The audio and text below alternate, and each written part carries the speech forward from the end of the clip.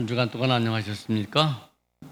오늘부터 우리가 누가복음을 공부하려고 합니다. 오늘 누가복음 첫째 시간을 같이 공부하겠습니다. 여러분들에게 이미 전달된 그 자료를 참고하면서 쭉 한번 읽으면서 설명하는 걸로 하겠습니다. 오늘 누가복음 첫 번째 시간 시작합니다. 누가복음 저자, 첫 번째 저자에 대한 말씀 같이 보도록 합니다. 신약성경 27권이죠. 27권은 장수로 260장입니다. 절로는 7,957절입니다. 그렇게 구성되어 있습니다. 근데 이 신약성경 27권 중에 가장 긴 책은요, 사도행전입니다. 사도행전은 28장 1007절로 구성되어 있습니다. 사도행전의 가장 긴 장이고 가장 짧은 책은요, 요한 2서입니다.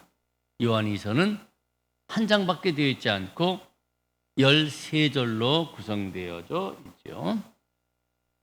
그런데 이 누가복음은요, 24장에 1151절로 구성되어 있어요. 근데 이 누가복음이 복음서 가운데 가장 많은 양을 가진 복음서예요. 장수로는 마태복음이 더 많아요. 28장이니까. 그렇지만은 절로는 1071절이에요. 마가복음은 16장에 678절, 제일 짧죠. 그래서 이 마가복음이 마태복음과 누가복음의 기초가 되었다라고 하는 말씀을 수없이 드렸습니다. 요한복음은 21장에 879절로 되어 있어요. 그러니까 복음서 가운데서 가장 큰 게 누가복음, 신약성경 27권 중에 제일 큰 게 사도행전. 자, 이 말씀을 드리는 것은 뭐냐면요, 계속 읽겠습니다. 오늘날 학계에서는 누가복음과 사도행전이 동일한 저자의 작품이라고 하는 사실에 대하여 이의가 없어요. 동일한 저자예요. 누가복음 1장 1절부터 4절에 보면 데오빌로에게 보낸 헌정사 머리글이 있죠. 사도행전 1장 1절부터 2절에 동일하게 언급되어져 있어요. 사도행전 1장 1절부터 2절을 좀 읽어볼게요. 사도행전 1장 1절부터 2절.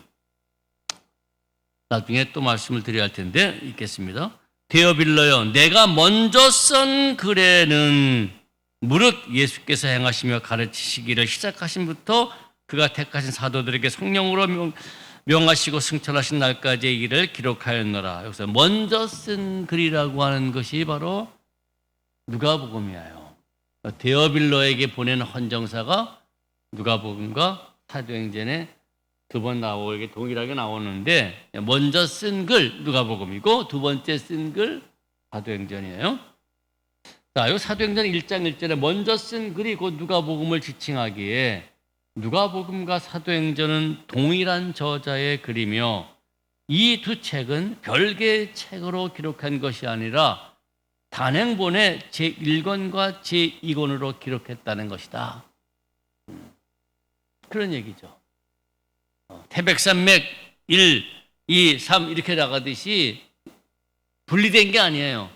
우리 이 신약성경이 어떻게든 요한복음이 중간에 껴있지만은 어떻게 보면은 누가복음 다음에 사도행전이 나와야죠. 이렇게 1, 2권이요. 이렇게 돼 있다라고 하는 그런 말입니다. 그리하여 이 두 책을 하나의 책으로 보며 누가행전 또는 누가문서라고 부릅니다. 이런 점을 감안하면 누가복음 저자는 신약성경 중에서 약 28%에 해당하는 많은 양을 기록한 사람이에요. 엄청난 내용을 남긴 사람이죠. 자, 이 사람이 누구냐? 이게 이 저자가 누구냐? 누가복음의 저자가 누구인지는 복음서 자체에 밝혀 있지 않아서 알 수가 없어요.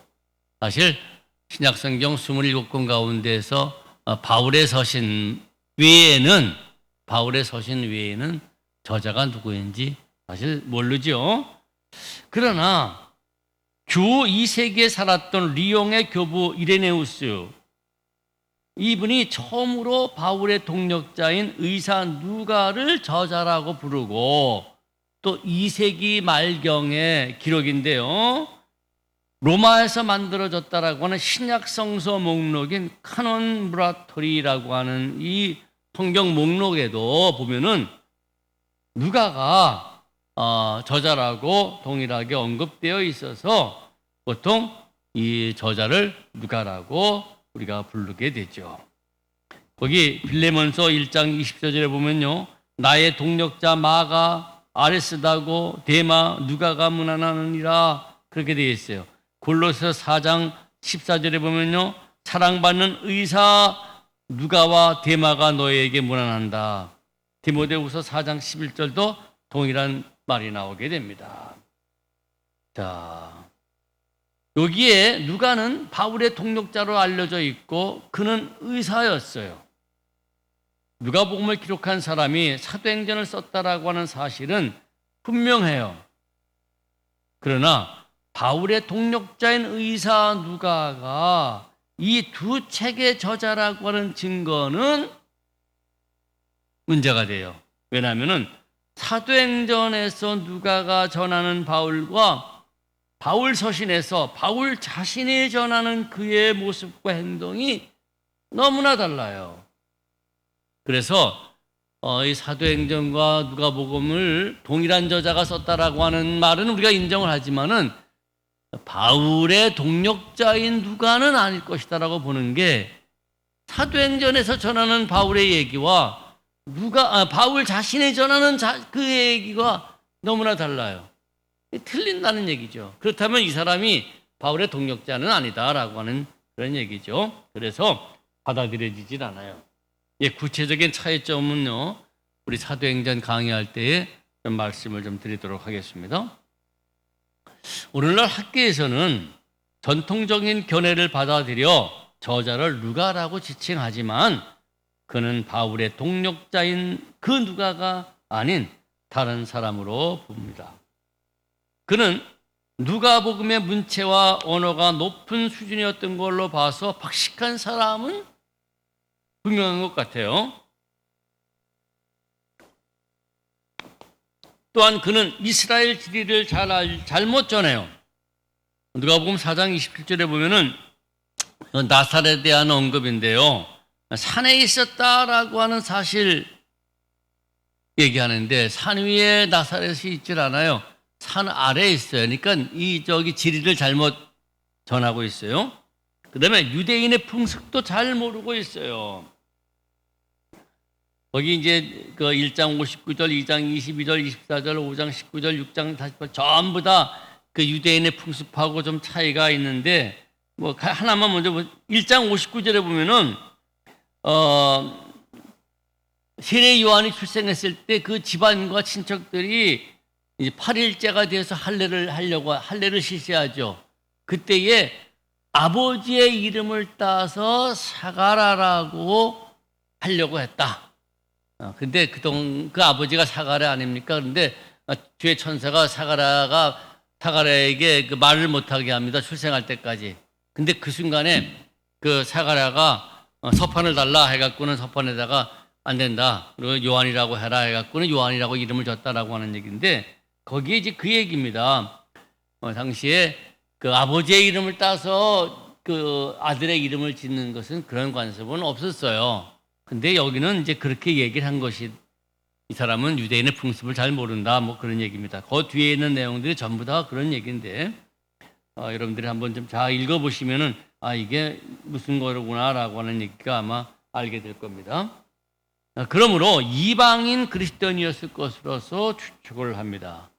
유대인 그리스도인이었다면은 유대인 관습을 잘 할 텐데 자꾸 틀린다는 얘기죠. 저자는 예수의 어록집, 즉 50년부터 60년에 집필된 것으로 추측되는 예수의 어록집과 마가복음 70년대 작품이죠. 이것을 기초로 하고 자신의 특수 자료를 이용해서 누가복음을 기록했을 것이라고 봅니다. 그는 로마군이 예루살렘을 포위했다가 입성한 다음에 유대인들을 살육하고 포로로 잡아간 사실을 전하는 등 예루살렘 파괴를 다른 복음서에 비하여 구체적으로 전하고 있기 때문에 다른 복음서에서는 로마의 군들이 그냥 공격했다라고 되어 있지만은 이 누가복음에서는 그 21장 20절부터 24절에 보면은 포위했다가 한참 동안 포위했다가 공격을 해요. 포위했다라고 하는 말이 나오는 걸로 봐서 이제 그거를 아는 거예요. 예루살렘 파괴를 다른 복음서에 비하여 구체적으로 전하고 있어서 70년보다는 빠르지 않고 93년경에 기록된 요세푸스의 저자와 무관하기에 80년 내지 90년경에 누가복음을 기록하였을 것으로 여깁니다. 그래서 우리가 마가복음은 70년, 그 다음에 마태복음과 누가복음은 8, 90년, 그 다음에 요한복음은 1세기 말 이렇게 기록된 것으로서 일반적으로 학계에서 이야기를 합니다. 자, 오늘 이제 누가복음의 특수 자료. 앞서 말씀드렸죠. 누가라고 부릅시다. 약간의 저자를 예수님의 어록집과 마가복음과 거기다가 합쳐가지고는 이제 자기의 가지고 있는 특수 자료를 합쳐서 누가복음을 기록했다는데 굉장히 중요해요. 이 누가의 특수 자료가 굉장히 중요해요. 그 말씀 좀 드리겠습니다. 자, 특수 자료. 마가복음 강의 때에도 언급했지만 누가복음 저자는 마태복음 저자와 마찬가지로 마가복음의 상당한 분량 65%를 인용하여 복음서를 기록하죠. 마태복음은 몇 프로입니까? 95%예요. 그러니까 마가복음과 마태복음은 마가복음의 내용이 거의 다 마태에 가 있어요. 근데 누가복음은 65%만 가 있어요. 나머지는 전부 다 특수 자료예요. 그러나 누가복음에는 다른 복음서에서 발견되지 않는 특수 자료가 담겨져 있어요. 이 자료들은 누가복음의 약 3분의 1에 해당하는 양으로서 누가복음의 신학을 이해하는 데 아주 중요한 요소예요. 그래서 그 누가복음 특수 자료에 대하여 간단히 살펴보는 걸로 하고 오늘 강의를 마치려고 합니다. 3분의 1이나 돼요. 요거를 우리가 알면은 앞으로 우리가 누가복음의 특별한 특징이 뭐냐를 우리가 알 수가 있어요. 한번 보도록 하겠습니다. 자, 대표적인 누가의 특수 자료는 다음과 같다. 세례 요한의 출생 이야기. 누가복음 1장 5절부터 80절 보면 아버지가 제사장 사가랴라고 하는 사람이고 아비야 반열에 있었던 사람이다라고 하는 얘기고 어머니 엘리사벳인데 불임 여성이었다. 그런데 이제 사가랴 엘리사벳에게 가브리엘 천사가 와서 애를 낳게 해주겠다라고 하는 얘기를 하게 되죠. 이 가브리엘 천사는 후에 이제 마리아에게도 가서 그 사실을 얘기하고 마리아가 엘리사벳을 방문하는 내용들이 나오게 됩니다. 이 세례 요한의 출생 얘기 1장에 쭉 기록되어 있어요. 그 다음에 2장 1절부터 20절 보면 구유에 나신 아기 예수의 탄생과 목자들의 방문. 예수가 탄생했는데 탄생의 이야기가 마태복음과 누가복음의 차이가 있어요. 간략하게 말씀을 좀 드린다면 우리 예수님의 탄생 기사를 마태복음과 누가복음에 나오지 않습니까? 앞서 말씀드렸듯이 마가복음에 나오질 않아요. 요한복음은 아예 하나님이에요. 자, 마태복음에는요 뒤에 천사가 누구에게 나타납니까? 마태복음에서는 요셉에게 나타나요. 누가복음에서는 마리아에게 나타나요. 뭐가 맞습니까? 둘 다 맞아요. 그 다음에 마태복음에서 예수님이 출생했던 때는 헤롯 왕 때예요. 이게 주전 4년이에요. 그리고 베들레헴이에요. 베들레헴은 요셉과 마리아의 거주지예요. 근데 누가복음은 그렇지가 않아요.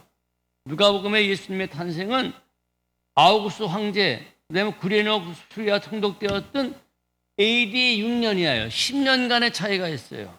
그리고 어디에 태어나냐면 베들레헴에서 태어나긴 하는데 특별히 구유에서 태어나고 거기는 요셉과 마리아의 거주지가 아니라 포족하러 고향 나사렛에서 왔다가 애를 낳게 되는. 어느 게 맞는가? 둘 다 맞아요. 그 다음에 예수님이 출생했을 때 제일 처음에 방문해서 경배했던 사람이 누굽니까? 마태복음에서는 동방박사들이죠.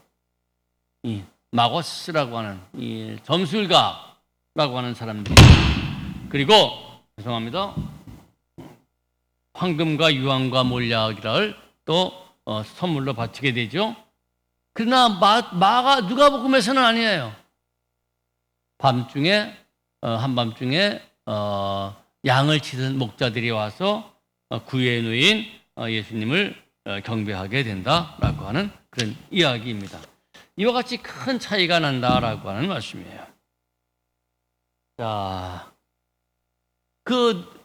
목자들이 방문했다라고 하는 얘기가 이제 누가복음의 특수자료죠. 그 다음에 3장 23절부터 38절에 예수님의 족보예요. 족보도 마태복음에도 나오고 누가복음에 나오는데, 마태복음에서는 저기 아브라함부터 예수까지 14대로 쭉 내려오게 돼요. 42대로 내려오게 돼요. 근데 이 누가복음에서는 거꾸로 예수부터 아담에게까지 77대까지 올라가요. 여러분 한번 생각해 보십시다. 제가 파평윤시 제약공법 40세 전이에요.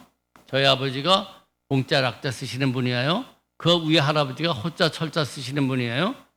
이렇게 올라가요. 족보라고 하는 것은 그 사람이 누군지를 확인하는 내용이죠. 근데 누가복음의 족보와 마태복음의 족보가 서로 달라요.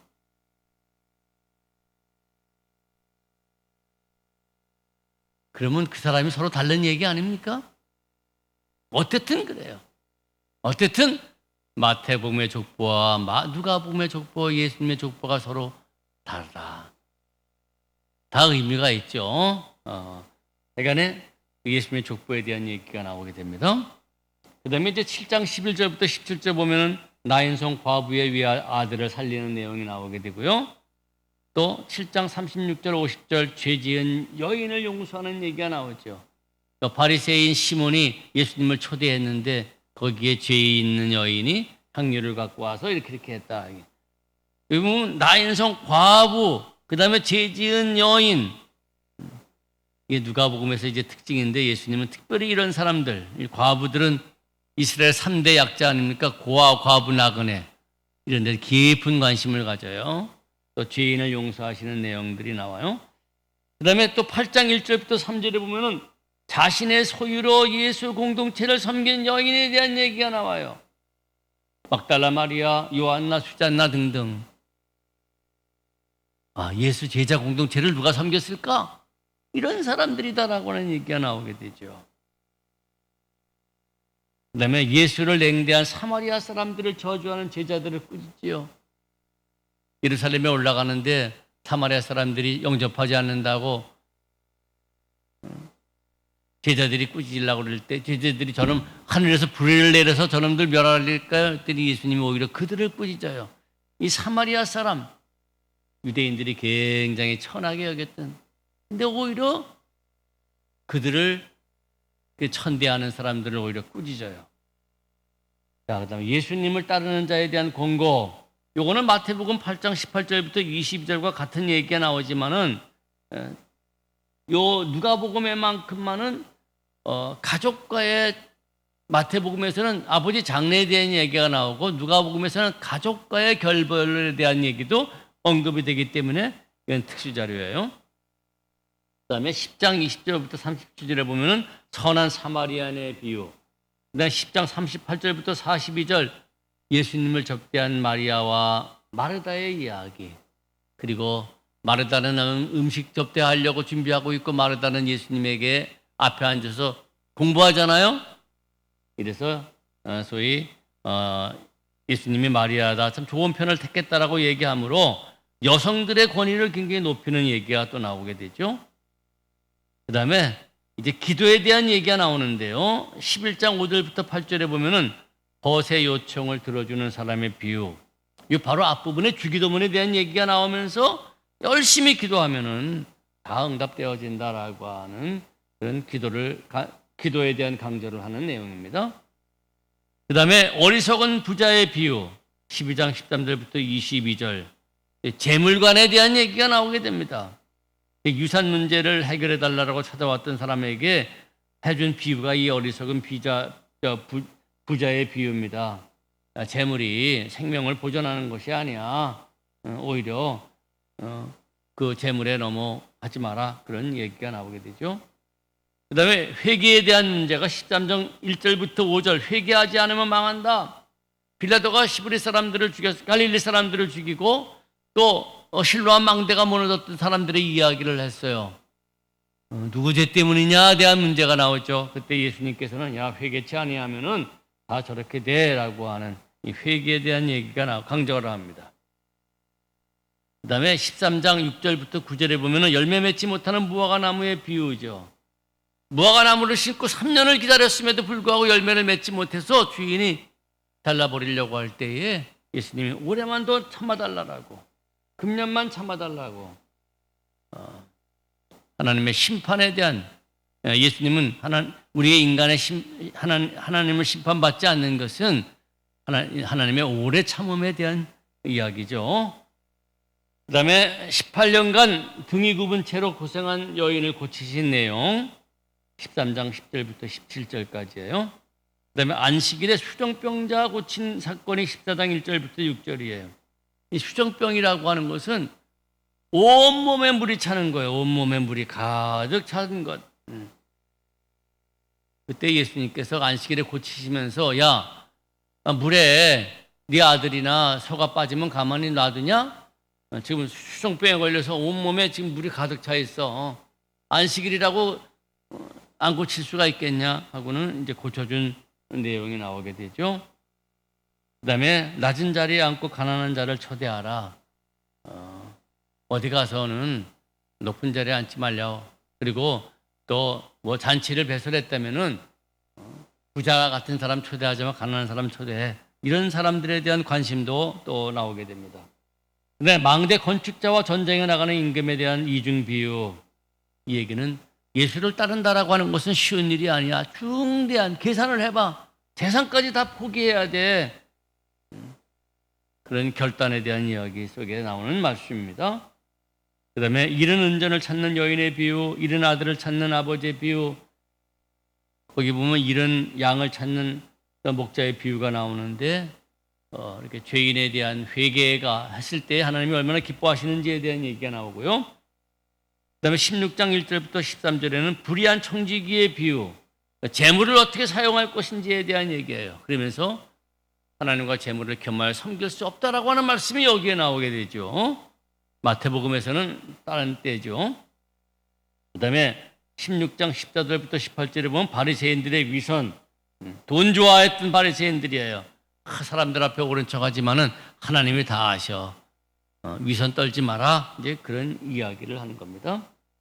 그다음에 부자와 나사로의 비유, 거지 나사로죠. 운명이 바뀐다는 얘기죠. 운명이 바뀐다라고 하는 얘기죠. 나사로, 하나님이 함께 거하시는 거예요. 하나님이 사랑하는 사람이에요. 예. 가난한 사람들에 대한 예수님의 관심을 나타내죠. 그다음에 무익한 종의 비유 17장 5절부터 10절. 종은 주인이 모든 거 다 시켰을 때 하고도 무익한 종이 할 거 했습니다라고 얘기를 해야 할 것이다라고 하는 얘기예요. 나병 환자 10명을 고치신 사건 17장 11절부터 19절. 근데 10명은 고침받았습니다만 돌아와 감사했던 사람은 사마리아 한 사람이었다라고 하는 것, 유대인과 비교하는 얘기죠. 또 불의한 재판관의 비유 18장 1절부터 8절, 이것도 기도에 대한 얘기입니다. 계속 부르짖을 때에 어찌 응답하지 않겠느냐라고 하는 얘기죠. 바리새인과 세리의 비유, 하나님 앞에 가서 기도할 때에 세리는 가까이도 가지 못하고 가슴을 치면서, 그럴 때 의롭다고 인정받은 사람이 누구냐? 세리다라고 하는 이 죄인에 대한 깊은 관심이에요. 그 다음에 세리장 삭개오의 이야기, 예수님을 영접해서 네 집에 들어가겠다고 그 집에 들어가시고는 삭개오가 이제 재산을 다 나눠주겠다 그럴 때에 구원의 이 집에 이르렀다. 그리고 이 사람도 아브라함의 자손이다라고 하는 이 세리에 대한 깊은 관심에 대한 얘기죠. 그 다음에 19장 41절부터 44절 보면은요, 예루살렘 멸망을 예고하시면서 우신 내용이고요. 그 다음에 전대와 배낭과 검을 준비하라 23장에 보면은 예수님이 검을 준비하라고 그래요, 제자들한테. 이거는 소위 이 불량자로 소위 그 불법자의 동료로 역임을 받기 위하여서 하신 말씀이다라고 하는 얘기가 나오게 됩니다. 그다음에 맨 마지막에 24장 13절부터 35절에 보면 엠마오 도상에서 부활하신 예수님이 제자들에게 나타나신 내용이 나오게 됩니다. 그리고 다시 그는 엠마오로 가다가 예루살렘으로 돌아가게 되어지는, 나중에 공부를 하겠습니다. 예루살렘에서는 굉장히, 누가복음에서는 예루살렘이 굉장히 중요한 도시로서 언급이 되어지게 됩니다. 자, 앞에서 이제 앞으로 공부하겠습니다만은 이와 같이 누가복음의 특수 자료를 살펴보는 것은 이 누가복음에는 예수님이 도대체 누구에게 어떤 관심을 가지고 어떤 특별한 그 특징을 이야기하려고 했는가에 대한 이야기가 이 특수 자료에 나오기 때문입니다. 예수님은 약한 자들에 대하여 깊은 관심을 가지신 분으로서 기록된 것이 이 누가복음입니다. 이 사회적 약자, 여인, 가난한 자, 병자, 과부, 세리, 이방인, 사마리아 사람, 이런 사람들에 대하여서 깊은 관심을 가진 분으로서 기록된 것이 누가복음이에요. 그래서 누가복음은 소위 소셜 가스펠, 사회적 복음서다라고 이렇게 이야기하게 되죠. 그리고 또 이 누가복음에는 기도에 대한 강조가 나오고요. 우리 재물관에 대하여서 또 우리가 한번 살펴볼 수 있는 그런 내용입니다. 앞으로 누가복음을 공부하면서 또 말씀을 좀 드리도록 하겠습니다. 오늘 누가복음 첫 번째 시간 여기까지 마치도록 합니다. 감사합니다.